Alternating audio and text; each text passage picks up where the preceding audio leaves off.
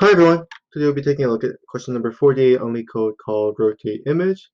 So we're given a n by n matrix. We want to rotate the image by 90 degrees, aka clockwise. So as you can see, it starts out like this and ends up like this. We also want to do it in place, so we don't want to make another 2D matrix. Cool. So the idea behind this is we're going to transpose everything first by flipping it over the y equals negative x line. So flip over y equals negative x, then reverse.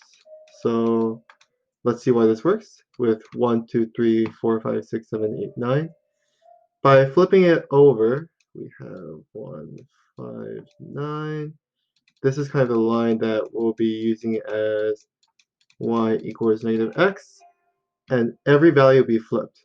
So for example, this 4 and 2 here will be swapped into 2 and 4. Same thing with the 7 and 3 here. It's become 3 and 7. And finally, the 8 and 6 will become 6 and 8. Cool. So then the last thing to do then is reverse each row. Forgot to mention that we reverse each row. So by reversing each row, this becomes 7, 4, 1, 8, 5, 2, 9, 3, 6, which is exactly what we want.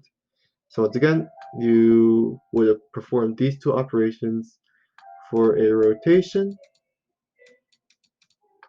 of 90 degrees. Now let's put that into code. So if we're flipping over the y equals negative x line, that means we want to ignore whenever the row index matches the column index. So whenever I equals j in our iteration, we ignore the flip. So we can do something like this.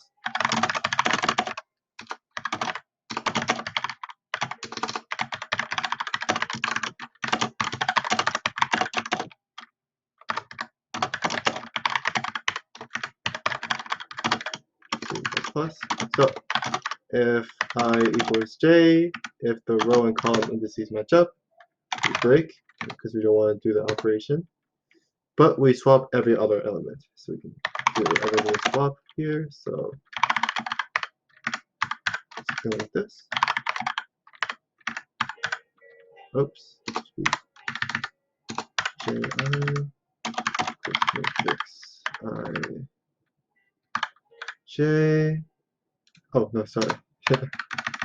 I j equals matrix j I, and finally matrix j I equals 10. So this is just to swap every other value except the elements on the y equals negative x line. And finally, we just reverse every row. So we can say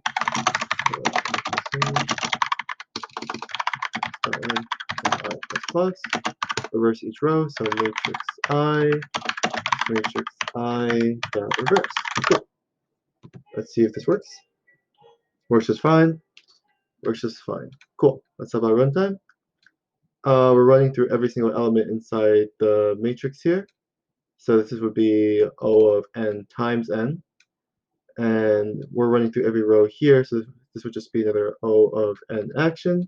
So in total, this is just O of n times n, since n times m is always going to be asymptotically greater than just the O of n action here, where n and m represent the the row and column length of the matrix respectively. Cool. So I'll put a link to the question as well as my GitHub down below, and I'll see you guys next time.